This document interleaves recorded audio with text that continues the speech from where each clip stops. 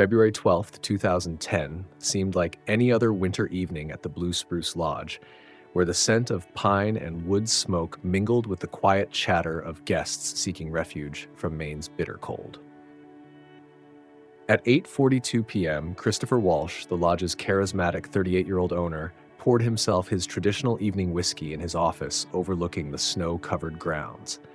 20 minutes later, he was found slumped over his antique mahogany desk, his crystal tumbler shattered on the floor beside him. The responding paramedics would later note the peculiar blue tinge of his lips, unusual for a cardiac arrest victim. But in the chaos of that moment, as guests peered curiously from behind their room doors and his wife Jessica stood calmly in her designer ski wear, nobody questioned why a man known for his daily 5-mile runs and organic lifestyle would suddenly succumb to heart failure. Nobody, that is, except Detective Susan Morgan, whose 15 years of investigating Portland's darkest crimes had taught her that, in Maine's most prestigious winter resort, appearances were often as deceiving as the treacherous ice beneath the fresh-fallen snow. What began as a routine death investigation would soon expose a web of betrayal, greed, and calculated murder that would shake Portland's elite social circles to their core. If you're enjoying our content, quickly hit subscribe to join our community and never miss a moment. Let's dive in. Christopher Walsh's story was one of determination and vision. 8 years earlier, in 2002, he had arrived in Portland with nothing but $50,000 in savings and an unwavering dream. The Blue Spruce Lodge, then a deteriorating 3-star motel, became his life's mission. Through meticulous renovation and innovative management, he transformed the property into Portland's premier mountain resort, growing its annual revenue to $2 million. His hands-on approach and genuine warmth made him beloved among both staff and guests, who often returned year after year just to share a drink and story with the charismatic owner. But Christopher's success story took an unexpected turn in late 2008 when Jessica Mitchell swept into his life like an autumn storm. The striking 32-year-old former international flight attendant, with her sophisticated European style and worldly charm, seemed out of place in the rustic Maine setting.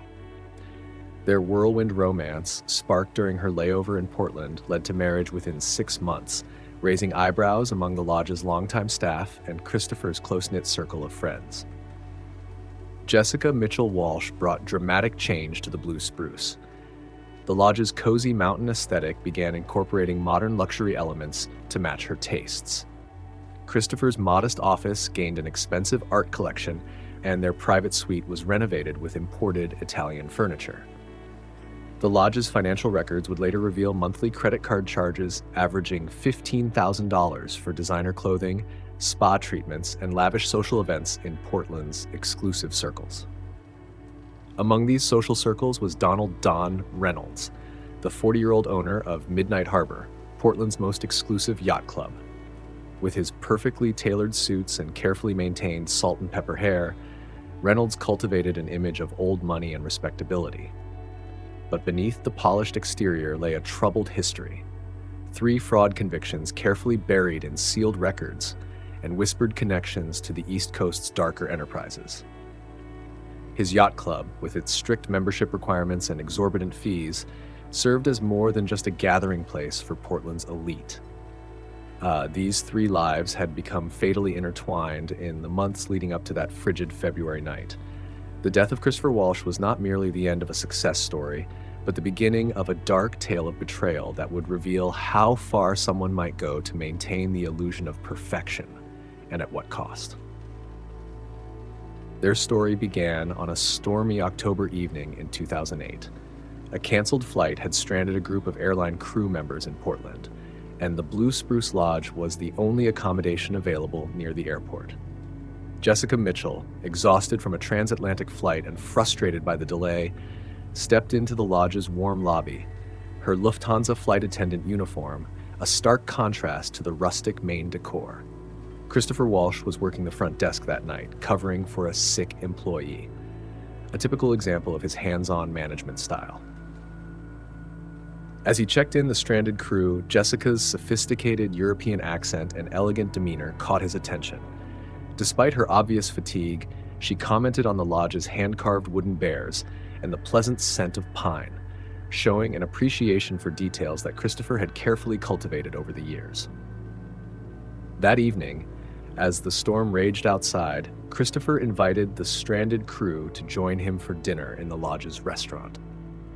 While other crew members complained about the remote location, Jessica seemed fascinated by Christopher's stories of transforming the struggling motel into a sought-after resort. She listened intently, asking thoughtful questions about his vision for the property.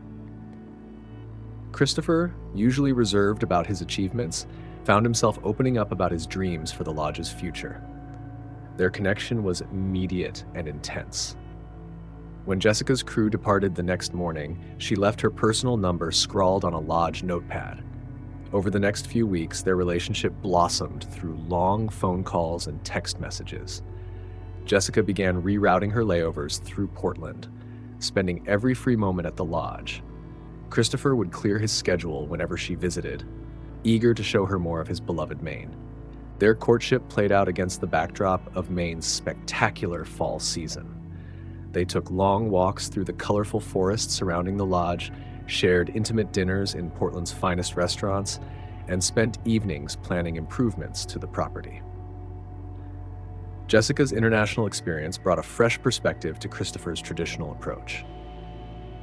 She suggested adding European-style breakfast services and luxury amenities that would attract a more upscale clientele. By Christmas 2008, Jessica had transferred to domestic routes to spend more time in Portland.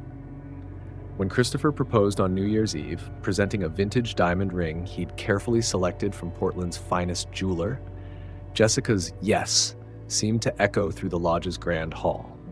The staff organized an impromptu celebration, breaking out champagne and treating the surprised guests to complimentary desserts. Their wedding in March 2009 transformed the lodge into a winter wonderland. Crystal ice sculptures dotted the grounds, and thousands of white lights twinkled in the snow-laden pine trees.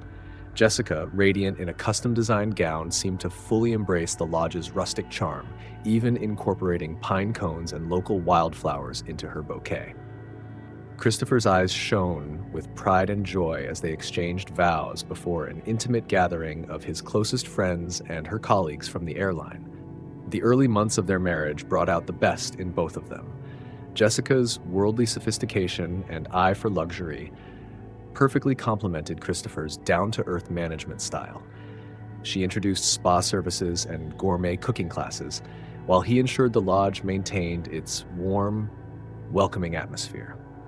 Their different backgrounds, his humble New England roots and her cosmopolitan European upbringing, created a dynamic balance that energized the lodge's evolution. Every morning, they would share coffee on their private balcony, planning improvements and discussing their dreams. Jessica appeared genuinely invested in the lodge's success, often working alongside Christopher to personally welcome important guests. Her charm and sophistication added a new dimension to the lodge's appeal, attracting a wealthy clientele that had previously overlooked the remote Maine getaway. In those early days, their happiness seemed complete and genuine. The staff often caught them sharing private moments in the kitchen or stealing kisses in empty hallways. They were the picture of a perfect couple, the hardworking local businessman and his glamorous wife building their dream together in the Maine mountains. No one could have predicted how quickly this facade of marital bliss would begin to crack. By June 2009, as Maine's summer season brought wealthy tourists to the lodge, subtle changes began to surface in Jessica's behavior. The woman who once delighted in greeting guests now spent her mornings at Portland's expensive spa facilities. Their intimate coffee conversations on the balcony dwindled, replaced by Jessica's lengthy phone calls with new socialite friends. The transformation accelerated when Jessica discovered that several guests were members of Portland's prestigious Harbor Club. She began orchestrating elaborate weekend events at the lodge, insisting on imported caviar and French champagne.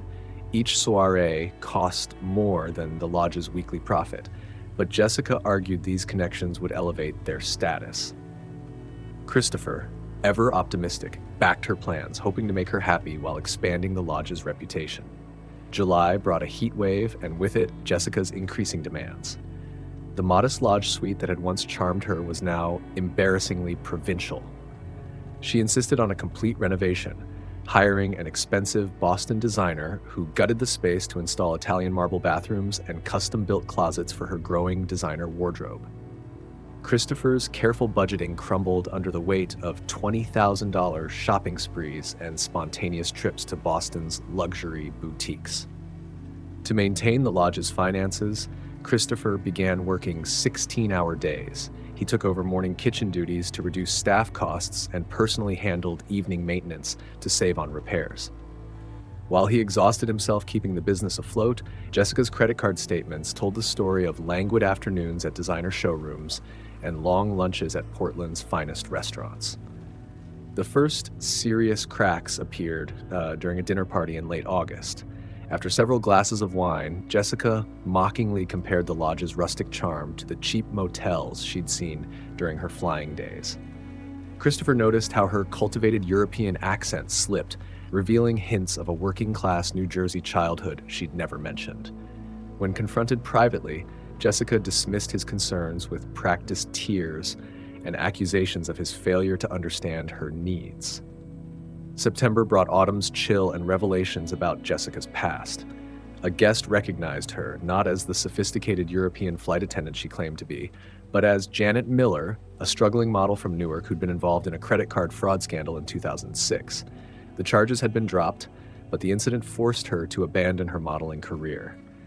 She'd reinvented herself as Jessica Mitchell, working for airlines while accumulating massive debt under various names.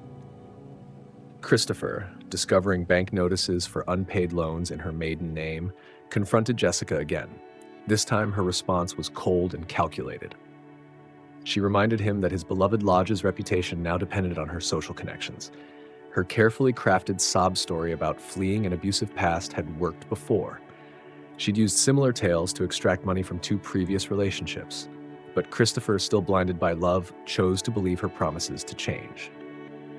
Behind her designer sunglasses and perfect smile, Jessica was already formulating a new plan. The lodge's $2 million annual revenue hadn't impressed her until she discovered the property's true value had tripled since Christopher's initial investment. Insurance documents she found in his office sparked an idea, one that would soon lead her to the darker corners of Portland's social scene and into the orbit of Donald Reynolds.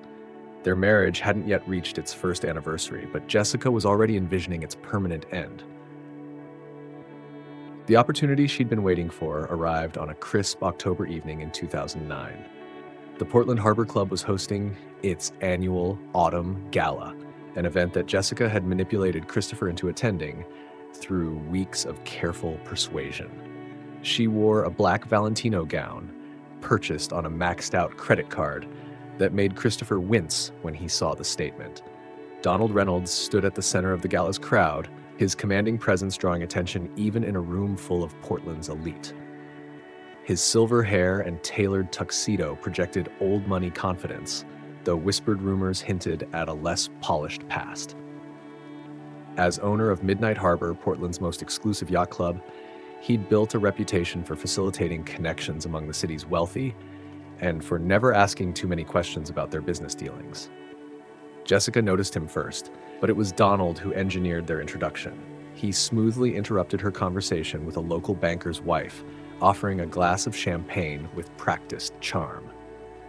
"Mrs. Walsh," he said, using her married name with a subtle emphasis that suggested he knew more about her than he revealed. "Your reputation precedes you.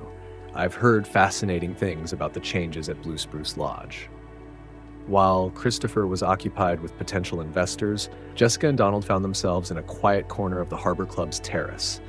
Their conversation moved effortlessly from European fashion houses to financial opportunities. Donald casually mentioned his expertise in helping people resolve complicated situations. Jessica, sipping her 4th champagne, found herself admiring how his subtle questions revealed a sharp understanding of her predicament. Over the next few weeks, Jessica became a regular at Midnight Harbor. She crafted careful alibis, spa appointments, shopping trips, charity committee meetings to explain her frequent absences from the lodge. Donald's private office, with its sweeping views of the harbor and discreet staff, became her sanctuary. Here, she could drop the pretense of the devoted wife and reveal her true ambitions. November brought early snow and deepening intimacy. Donald's interest in Jessica extended beyond physical attraction. He recognized in her the same ruthless determination that had fueled his own rise from a checkered past. Their conversations grew longer, their planning more detailed. Donald's subtle suggestions about insurance policies and unfortunate accidents found fertile ground in Jessica's mind. The affair blossomed in stolen moments and secret meetings. While Christopher worked ever longer hours at the lodge, Jessica and Donald dined in private rooms at Portland's finest restaurants, their conversations centering increasingly on the lodge's value and Christopher's trusting nature. Donald's questions about Christopher's habits, his daily routines, his evening whiskey, his trusting nature, grew more specific. By December, their relationship had evolved into a partnership of calculated convenience. Donald saw the potential profit in the undervalued lodge property. Jessica envisioned a future free from the provincial life she'd come to despise. Together, they began to craft a plan that would satisfy both their appetites for wealth and Jessica's desire for revenge against the simple life that had trapped her. The winter nights grew longer, and in the warmth of Donald's office, a plot began to take shape. What had started with casual mentions of insurance policies and unfortunate accidents was crystallizing into something more concrete. Jessica's knowledge of Christopher's habits, combined with Donald's connections to Portland's shadowy underground, would prove a lethal combination. As Christmas lights began appearing along Portland's snow-covered streets, Jessica and Donald's plans were already in motion. The whispered conversations and secret meetings had birthed a scheme that would soon transform their casual, cruel fantasies into cold-blooded reality. Their plotting gained momentum during a private dinner at Midnight Harbor in late December 2009. Over aged bourbon and candlelight, Donald laid out the brutal arithmetic of their scheme. The lodge's property value had reached $6 million, weighed down only by Christopher's modest business model. A $500,000 life insurance policy with a double indemnity clause would provide the perfect seed money for their plans to transform the lodge into an ultra-luxury resort. Jessica absorbed every detail, her face illuminated by the harbor lights. She shared Christopher's routines, his daily whiskey at precisely 8:45 p.m., his trusting nature, his habit of working late into the night alone in his office. Donald listened intently, his manicured fingers tracing the rim of his glass as he explained the importance of establishing alibis and creating a believable scenario. January 2010 arrived with a bitter cold snap that drove tourists into the lodge's warm embrace. While Christopher proudly showed off the winter activities program he'd developed, Jessica began laying the groundwork. She manufactured a paper trail of spa appointments and charity committee meetings for Friday evenings. She cultivated friendships with boutique owners in Portland's shopping district, ensuring they'd remember her presence on specific dates. Donald's connections proved invaluable. Through a chain of carefully orchestrated meetings in private clubs and quiet cafes, he introduced Jessica to people who could help procure what they needed. A forger who could create documents for purchasing restricted materials, a chemist who explained the process of extracting ricin from castor beans. Each meeting was carefully choreographed to maintain deniability. Their scheme required patience. Jessica began making small withdrawals from her joint account with Christopher, building a cash reserve while staying below amounts that might raise suspicion. She rented a storage unit under a false name, accumulating the necessary supplies piece by piece. Donald provided guidance on avoiding detection, drawing from his years of experience skirting the law. By early February, everything was in place. Jessica had mastered the art of extracting ricin in her rented storage unit, following instructions downloaded from encrypted websites. She'd established her Friday alibi through weeks of actual spa visits and shopping trips. The insurance policy was well past its contestability period. The final pieces fell into place during a snowstorm on February 10th. In Donald's dimly lit office, Jessica outlined her plan to lace Christopher's evening whiskey with the extracted poison. The dose would be carefully measured to mimic a heart attack, plausible for a man working long hours under stress. Donald approved of the simplicity, adding suggestions about timing and avoiding security cameras. Neither of them displayed any moral hesitation. Jessica's eyes held the same cold calculation she'd shown when examining designer handbags, while Donald treated the murder plot like any other business transaction. They sealed their plan with expensive champagne, their glasses clinking against the backdrop of winter waves crashing against the harbor walls. The date was set for February 12th. The weather forecast promised snow, perfect for slowing emergency response times. Jessica had already scheduled her regular Friday appointments in Portland's shopping district, building her alibi. Everything was choreographed down to the minute. February 12th arrived under heavy Maine skies. The morning brought fresh snow, and the Blue Spruce Lodge hummed with the activity of winter vacation guests. Christopher spent the early hours teaching a group of children how to make his signature hot chocolate, his genuine enthusiasm for hospitality on full display. He remained oblivious to Jessica's unusually long breakfast preparation in their private kitchen, where she carefully measured the lethal powder into a small vial concealed within her makeup compact. At 2 p.m., Jessica kissed Christopher goodbye, her Gucci heels clicking against the lodge's wooden floors as she headed out for her regular Friday appointments. Her afternoon unfolded according to plan: a manicure at Portland Luxury Spa, brief appearances at 3 boutiques along Congress Street, coffee with a socialite friend at an upscale cafe. Each stop carefully timed, each interaction deliberately memorable. The lodge's security cameras captured her return at 5:30 p.m. Jessica moved through the lobby with practiced casualness, nodding to regular guests. She stopped at the front desk, engaging the receptionist in conversation about dinner reservations. This brief exchange established her presence while giving her a plausible reason to be near Christopher's office. At 8:15 p.m., Christopher completed his final rounds of the evening. The lodge was full, every room booked with winter tourists seeking Maine's pristine skiing conditions. He entered his office, the day's receipts in hand, ready for his usual evening routine. The antique desk clock he'd inherited from his father showed 8:42 p.m. when he poured his traditional evening whiskey into the crystal tumbler, a wedding gift from Jessica. The security footage showed Jessica passing by his office at 8:30 p.m., carrying a small package she claimed was a surprise gift. She spent 12 minutes inside, enough time to add the colorless, odorless powder to the whiskey bottle, while Christopher checked on a guest complaint. Her timing was precise, her movements calculated. At 9:02 p.m., the lodge's night manager heard the crash of breaking glass from Christopher's office. The crystal tumbler lay shattered on the floor, its contents seeping into the antique Persian carpet. Christopher was slumped over his desk, his lips already showing the distinctive bluish tinge that wouldn't match the official story of a heart attack. Jessica's performance in the aftermath was flawless.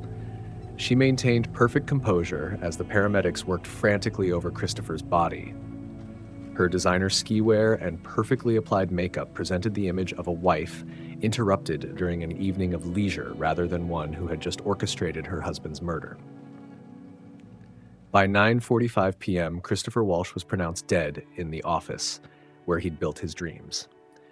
Outside, the snow fell silently over the lodge grounds, covering the tracks of guests and staff rushing to see the commotion. Jessica stood by the window, her reflection ghost-like in the darkened glass, already rehearsing her statement for the insurance company.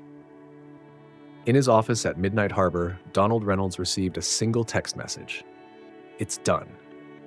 He deleted it immediately, poured himself a celebratory scotch, and began reviewing the documents that would initiate the lodge's transfer of ownership once the insurance payment cleared. Neither of them realized that the evening's carefully orchestrated performance had already begun to unravel. The emergency response team arrived at the Blue Spruce Lodge at 9:10 p.m. on that snowy February night.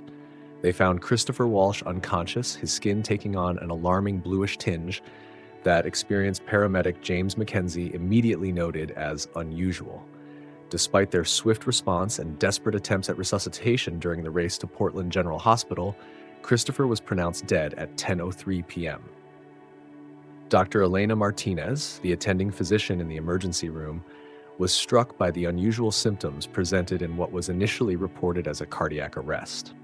The distinctive cyanosis, combined with the victim's age and reported good health, prompted her to order a comprehensive toxicology screening. Her instincts, honed by 15 years in emergency medicine, told her this was no ordinary heart attack. The preliminary toxicology results arrived on February 15th, confirming Dr. Martinez's suspicions. Lethal levels of ricin were found in Christopher's blood. The hospital immediately notified the Portland Police Department's Major Crimes Unit, and Detective Susan Morgan was assigned to the case. Morgan arrived at the Blue Spruce Lodge early on February 16th, the morning sun casting long shadows across the snow-covered grounds. Her first impression was of a place caught between two worlds: the rustic charm Christopher had cultivated and the modern luxury evident in recent renovations. The contrast, she would later realize, mirrored the fundamental conflict that led to his death. In Christopher's office, Morgan found a scene that spoke of careful preparation rather than sudden tragedy. The broken crystal tumbler had been left untouched, its shards still scattered across the antique Persian carpet. The detective noted the precise position of everything on the desk. The daily ledger opens to February 12th's entries, the fountain pen laid perfectly parallel to the paper's edge, and the whiskey bottle standing like a silent witness to its owner's final moments.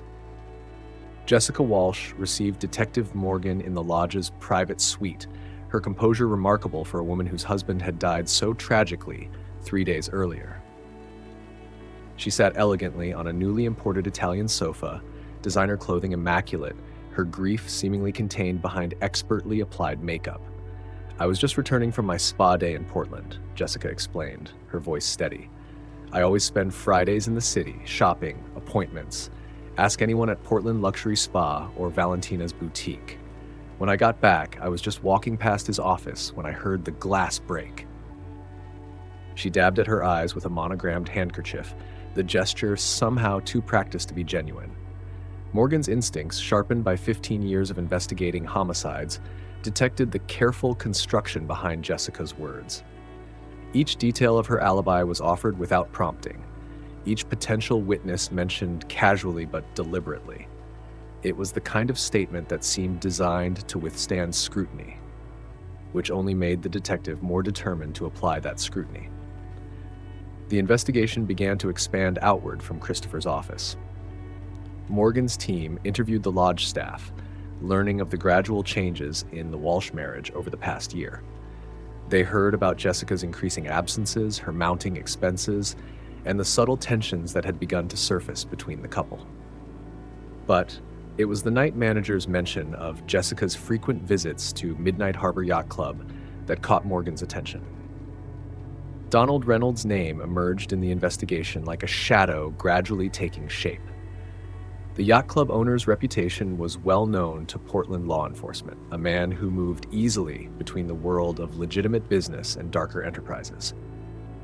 Morgan requested surveillance footage from the streets surrounding Midnight Harbor, suspecting she would find connections between the wealthy yacht club owner and the lodge owner's sophisticated wife. As February deepened into March, Morgan began to uncover a web of relationships and motives far more complex than a simple insurance scheme. But she knew that proving murder, especially one executed with such careful planning, would require more than circumstantial evidence. The detective settled in for a methodical investigation, understanding that killers who plan with precision often leave behind a trail of small, perfect details that eventually lead to their undoing. Detective Morgan's first breakthrough came from an unlikely source, the lodge's elderly housekeeper, Martha Sullivan. During a routine interview, Martha mentioned Jessica's unusual interest in Christopher's evening routine over the past few months. "She never cared about his whiskey before," Martha noted, her weathered hands folding and unfolding her apron. Then suddenly in January, she started asking about when he pours it, where he keeps the bottle. She even replaced his old tumbler with that fancy crystal one for their anniversary. The housekeeper's observations, delivered with the quiet certainty of someone long accustomed to noticing household patterns, gave Morgan her first tangible lead. The detectives' team began a meticulous review of Jessica's movements in the months leading up to Christopher's death. Credit card statements revealed a pattern of Friday appointments at Portland luxury spa and high-end boutiques, a seemingly perfect alibi. But when Morgan cross-referenced the timestamps with traffic camera footage, small discrepancies emerged. On multiple occasions, Jessica's car was photographed heading toward the industrial district during times she was supposedly having massages or shopping. By late March, Morgan had traced Jessica's unexpected detours to a storage facility on Portland's outskirts. The unit was registered under the name Janet Miller, a detail that might have gone unnoticed if not for a rookie detective's thorough background check. The name matched a decade-old fraud case in New Jersey, complete with a mugshot that was unmistakably a younger Jessica Walsh. The storage unit, when finally accessed with a warrant on March 25th, yielded damning evidence. Hidden behind designer shopping bags and empty suitcases, the team found traces of castor beans, chemistry equipment, and a laptop containing encrypted communications. More telling were the browser searches from December and January. Untraceable poisons, ricin extraction methods, symptoms of heart attack versus poisoning. But it was the financial investigation that revealed the full scope of the conspiracy. Detective Morgan's examination of phone records showed frequent calls between Jessica and Midnight Harbor Yacht Club in the months before Christopher's death. When matched with the lodge's financial records, a pattern emerged. Each call was followed by large withdrawals from the business accounts, carefully structured to stay just below reporting thresholds. Donald Reynolds' involvement became clear through surveillance footage from the yacht club's parking lot. Camera feeds showed Jessica's car parked there for hours during times she claimed to be elsewhere. More damaging were the meetings captured on bank security cameras.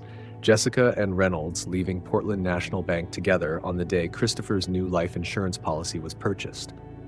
The investigation accelerated in early April when one of Reynolds' employees, facing his own legal troubles, agreed to cooperate. Michael Gray, a junior accountant at Midnight Harbor, provided crucial testimony about conversations he'd overheard between Reynolds and Jessica. He described detailed discussions about property values, insurance payouts, and plans to transform the Blue Spruce Lodge into an ultra-luxury resort once Christopher was out of the picture. Gray's testimony led to the discovery of a network of shell companies, all traced back to Reynolds, positioned to purchase the lodge once the insurance payment cleared. The elaborate scheme revealed not just a murder plot, but a complex financial conspiracy that would have erased every trace of Christopher Walsh's dream and transformed his beloved lodge into another front for Reynolds' darker business dealings. Detective Morgan knew she needed one final piece of evidence to make her case irrefutable. On April 10th, she got it. A search of Jessica's private suite at the lodge uncovered a burner phone hidden in a false bottom of her jewelry box. The phone contained deleted text messages recovered by the department's tech unit that laid bare the conspiracy in Jessica and Reynolds' own words. "Everything ready for Friday?" Reynolds had written on February 11th. "Yes." He never varies his routine. 8:45 p.m. like clockwork, Jessica replied. "Once it's done, we move fast. Buyers are ready. I've mastered the dosage. It'll look natural. Just make sure the money's ready." With this evidence in hand, Morgan prepared to move. The arrests would need to be coordinated perfectly. Jessica at the lodge she'd tried to steal through murder, Reynolds at the yacht club where they'd planned their betrayal. As she assembled her team on the morning of April 15th, Morgan thought of Christopher Walsh and the simple dream of hospitality that had cost him his life. Dawn broke over Portland Harbor on April 15th, 2010, as Detective Morgan's carefully orchestrated operation began. Two teams moved simultaneously, one toward the Blue Spruce Lodge where Jessica Walsh was overseeing morning preparations, the other to Midnight Harbor, where Donald Reynolds was conducting his regular breakfast meeting with potential investors. At precisely 7:30 a.m., Jessica was handcuffed in the lodge's lobby, her protests creating a scene in front of the wealthy guests she'd so desperately wanted to impress. The designer outfit she'd chosen that morning, a Chanel suit and Louboutin heels, seemed particularly inappropriate as she was led through the snow to the waiting police car. Across town, Reynolds' arrest proved more dramatic. Tipped off by a yacht club employee, he attempted to flee through the private marina. The chase ended at the end of Pier 7, where he found himself surrounded by both Harbor Patrol and Morgan's ground team. His surrender was grudging, his composure finally cracking as the handcuffs clicked shut. The arraignment on April 17th drew media attention from across New England. The story had everything: a beloved local business owner, a glamorous wife turned black widow, and a sophisticated criminal conspiracy. Jessica and Reynolds were charged with first-degree murder, conspiracy to commit murder, insurance fraud, and money laundering. The prosecution, led by District Attorney Sarah Gray, painted a picture of cold-blooded premeditation. This wasn't a crime of passion, Gray told the packed courtroom. This was murder by spreadsheet. Every detail was calculated, from the poison chosen to the timeline of the property acquisition. They killed Christopher Walsh twice, first his dream, then the man himself. The trial began in September 2010 as Maine's autumn painted the courthouse steps in shades of red and gold. The prosecution's case was methodical, building layer upon layer of evidence. The forensics team demonstrated how the ricin had been extracted and administered.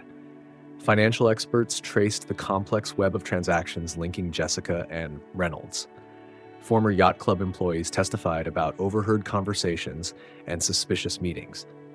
Jessica's facade began to crack under cross-examination. Her carefully cultivated European sophistication slipped, revealing glimpses of her New Jersey accent. When confronted with the text messages from the burner phone, she tried to claim they were discussing renovation plans, but her explanation fell apart under D.A. Gray's relentless questioning. Reynolds, true to his nature, attempted to broker a deal. He offered to testify against Jessica in exchange for a reduced sentence, revealing additional details about their plot. His testimony exposed how they'd planned to use the lodge for money laundering once Christopher was gone, making it part of Reynolds' network of criminal enterprises. The trial's most poignant moment came when Martha Sullivan, the elderly housekeeper, took the stand. Her simple description of finding Christopher's reading glasses on his desk the morning after his death, still waiting for him to return, brought many in the courtroom to tears. It was a stark reminder of the human cost behind the financial schemes and cold calculations. On November 30th, 2010, after just 6 hours of deliberation, the jury returned their verdict. Jessica Walsh was found guilty on all counts and sentenced to life imprisonment without the possibility of parole.